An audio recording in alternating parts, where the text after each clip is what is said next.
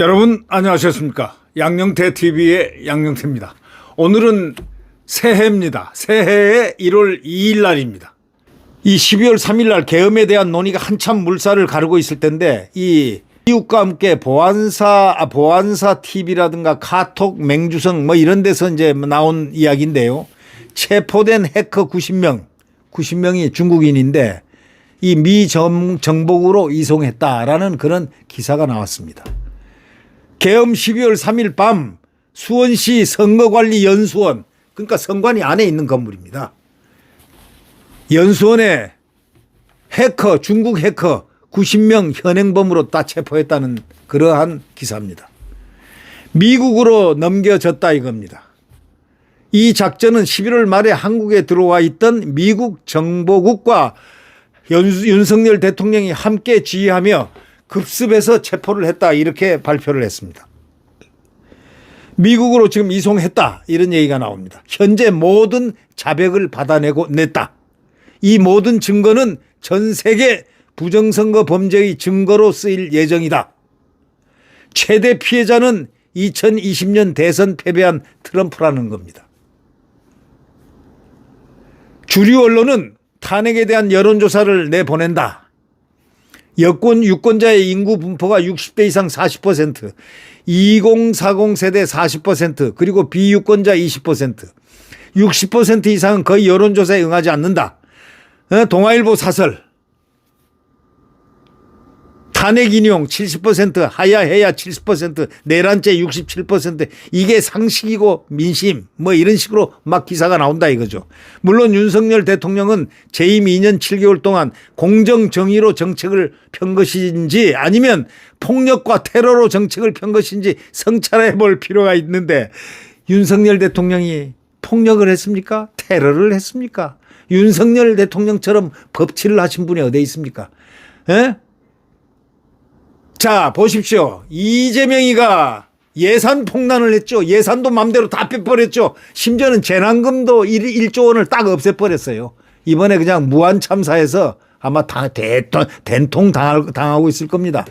무한 참사가 만약에 대통령이 재임했으면 윤 대통령한테 또 세월호처럼 씌웠을 겁니다. 박 대통령에게 세월호를 씌우는 식으로. 그러나 미안하지만 지가 탄핵을 시켰기 때문에 씌울 데가 없어요. 자기가 써야지. 자기가 대통령 행세를 했으니까. 그날 뭘 했습니까? 내일을 향해서 쏴라는 그 반스의 그 말을 인용을 해가지고 그 밑에다가 국민을 향해서 쏴라. 그 밑에 뭐냐? 윤 대통령과 한덕수 총리를 조롱을 했습니다. 페이스북에다가. 이재명이가. 그게 무한 참사가 난 1시간 뒤에 딱 써 올렸어요. 그러자 그냥 국민들이 그냥 댓글이 그냥 폭발해가지고 책임은 바로 너 이재명이야. 너야 너. 자, 이렇게 됐다 이거예요. 그러니까 화들짝 놀란 이재명이가 1시간 만에 그냥 글을 내려버렸습니다. 그러나 그 글은 이미 딱 채취가 돼 있는 거죠. 이자가 이재명이 이제 가서 어제도 울고 그저께도 울고 이제 가서 계속 우는 날입니다. 제발이 저려서 이제 간다고 가면은 갈수록 이제 국민들이 징그럽다는 말을 표현한다는 겁니다. 아, 징그럽다. 제발 안 왔으면 좋겠다. 재난지원금까지 1조 원을 깎아버린 자가 어떻게 거기 가느냐 이거야. 그리고 가서 왜 또 울긴 또 왜 울어? 도대체가 남자가요, 찔찔 짜는 거, 그 국민 앞에서 찔찔 짜는 거요. 도대체가 장군도 찔찔 짜는 그런 자도 있었고, 이 찔찔 짜는 사람이 그게 뭡니까?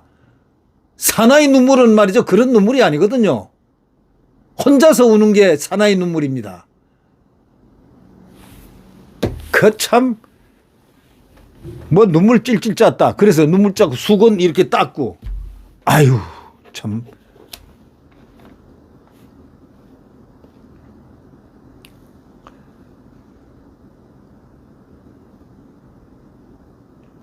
이 지금 중국이 이런 중국인이 해커가 90명이 체포돼서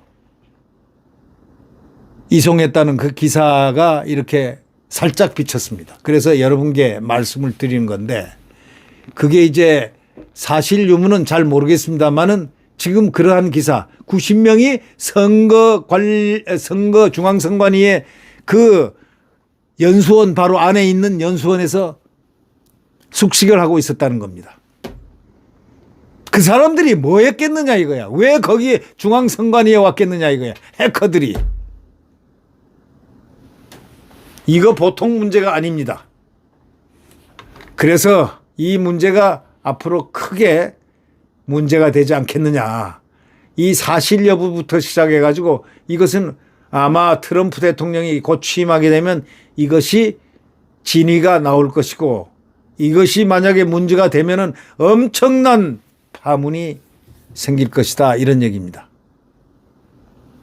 중국 공산당은요, 25년 전부터 서방 세계를 무너뜨리기 위해서 무제한 전쟁인 소위 초안전을 벌여왔습니다. 대한민국에서도요, 이거를 인지 못하는 사이에 초안전의 전쟁터가 되어 있습니다. 이 대한민국이. 이에, 이 교수 일동들도 그랬죠. 현재 대통령 탄핵과 한미일 삼각 공조 체제의 위기의 배후에는 중국 공산당의 검은 손이 작동하고 있음을 온 국민과 온 세계에 알리고자 한다. 이러고 말이죠. 중국 공산당은 대한민국에 대한 일체의 정치, 경제, 문화적 침략 행위를 즉각 중단할 것을 촉구한다고 성명까지 발표했습니다. 이건 뭐냐면 중국은 대한민국에 대한 정치 개입을 즉각 중단하라 이겁니다. 중국 공산당은 1999년 초한전 매뉴얼을 작성을 한 뒤에 지난 25년 동안에 서방 국가들을 상대로 군사, 비군사 방식을 총동원한 소위 무제한 전쟁을 벌여왔다는 겁니다. 중국 공산당은 이 초안전 지침에 따라서 전장과 비전장, 전쟁과 비전장 군사 분야에 비군사 분야를 가리지 않고 모든 분야로 전쟁터로 삼아서 정치, 경제, 외교, 사회, 문화, 교육, 언론, 금융, 첩보, 정보, 마약, 테러, 밀수 등 민간 외교를 가장한 각종 심리전까지 닥치는 대로 서방 국가를 공격해 왔다는 것입니다. 대한민국도 예외는 아니다 이런 얘기입니다. 더불어민주당의 민주연구원은 2019년 중국 공산당 간부를 양성하는 중앙당교와 정책협약을 체결했고 중앙일보의 홍석현 회장은 2017년 여시제라는 싱크탱크를 만들어서 여야를 막론하고 친중 정치인을 양성했습니다. 시대와 함께 간다는 뜻의 여시제는 시진핑 주석이 즐겨 쓰던 구절이라는 것은 공공연한 비밀이라고 스카이데일리는 지적하고 있습니다. 또 2017년 중국 공산당은 대담하게도 서울 한복판에 동방명주라는 식당을 가장한 중국 정부의 비밀경찰서를 만들어 놓고 초안전을 벌였습니다. 2022년 우리 정보당국은 동방명주가 중국의 대한 영향력 공작 전초기지였다고 결론을 내렸습니다. 2022년. 2023년 기준 22개 대학 16개 중고교에 중국 공산당의 조직인 공자학원이 침투했습니다. 친중 지식인을 양성하고 있습니다. 친중 인사들 많죠. 그러면 한동훈은 어디에 속합니까? 친중으로 분류하더라고요. 그거 왜 친중으로 분류할까요? 봤더니 장인 때문에 아마 그런 것 같습니다. 언론에 난 거에 의하면은 인민일보는 중국 공산당 기관지죠. 인민일보하고 차이나라이프, 한동훈의 장인인 진형규 변호사가 운영하는 차이나라이프 거기 제휴를 하고 있다는 겁니다. 예, 인민일보하고. 그래서 아마 나온 얘기 아닌가 싶습니다. 그러면 대한민국에는 중국 간첩이 없을까요? 국군정보사령부 요원이 중국 정보당국의 협박과 회유에 넘어가서 7년 동안이나 돈을 받고 해외 활동 중인 우리 비밀요원 명단을 비롯한 군사기밀을 유출하다가 2024년 적발된 사건 신문에 크게 났죠.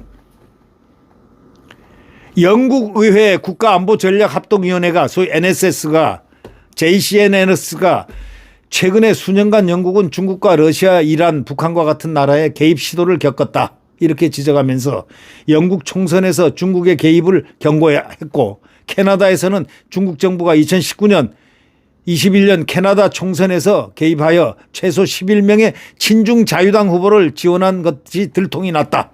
그럼 대한민국에서 중국 공산당의 선거 개입이 없었다고 단언할 수가 있을까?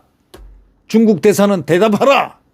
이렇게 이 스카이데일리에 그래서 외치고 있습니다. 예, 여러분 어떻게 생각하십니까? 이 기사를 보면서요, 놀라움을 금치 못합니다. 네.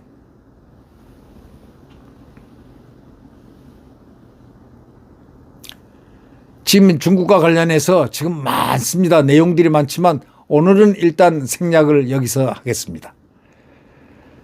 윤석열 대통령은 말이죠. 이런 선거 부정을 밝히기 위해서 12월 3일 계엄령을 선포한 겁니다. 머지않아서 어둠 속에서 저지른 모든 범죄가 온 천하에 다 드러나게 될 것이라고 지적하고 있습니다. 그때도 대한민국이 리짜이밍처럼 쎄 리짜이밍이 누굽니까? 이재명을 일컬어 싱짜이밍하고 대화를 하고 난 다음에 별명에 리짜이밍이라고 하면서 리짜이밍이 얘기했지 않습니까? 이재명이가 이런 얘기를 했습니다. 리짜이밍이 이런 얘기를 했습니다. 중국을 왜 찝찝거리지 마라. 찝쩍거리지 마라. 중국한테는 무조건 쎄 감사합니다 외쳐라. 이 말은 아마 국민 여러분 언론에 났습니다. 지난 1월 달인가 2월 달에 공개적으로 한 겁니다. 또 북한에 대해서는요. 우리의 북한 김일성과 김정일을 폄훼하지 말라 이렇게 말한 사람이 이재명입니다. 친중 친북주의자 이재명, 또 그와 같이 합작으로 대통령을 몰아낸 탄핵으로 몰아낸 한동훈. 우리는 이런 혼란 지경에 삽니다. 최상목은 법대를 나왔습니다. 저는 이렇게 생각합니다. 최상목이가 혹시 한동훈의 또 커넥션을 받았을까라는 의심을 합니다. 어떻게 저런 짓을 할 수가 있지라는 생각을 해봅니다. 오늘 이 스카이데일리에 난 기사를 보면서 너무나 이 충격을 받습니다. 이 대통령께서 12월 3일 날 계엄한 이유는 바로 부정선거에 대한 이런 과정을 정확하게 밝히기 위한 하나의 엄청난 프로젝트가 아닌가 이렇게 생각이 됩니다. 곧 이것은 선거 부정을 밝히기 위해서 12월 3일 계엄령을 선포했다고 해도 과언이 아닙니다. 머지않아서 이제 모든 것이 다 온 천하에 드러나리라고 생각합니다. 대통령 우리 끝까지 지켜야 됩니다. 이 나라를 위해서 자유민주주의 대한민국을 위해서 시장경제를 위해서 말입니다. 우리 대통령을 지키지 못한다면 바로 이 나라는 공산화됩니다. 제가 거짓말이면 손에 장을 지지겠습니다. 네. 우리 대통령을 위하여 지금 여론전을 펼쳐야 됩니다. 우리 윤석열 대통령을 강력하게 지지하면서 그분이 아니면 대한민국은 사라진다는 그런 필사의 신념으로 대통령을 지켜야 되지 않겠느냐 하는 것이 저의 생각입니다. 여러분 구독 버튼과 엄지를 눌러주시면 감사하겠습니다. 안녕히 계십시오.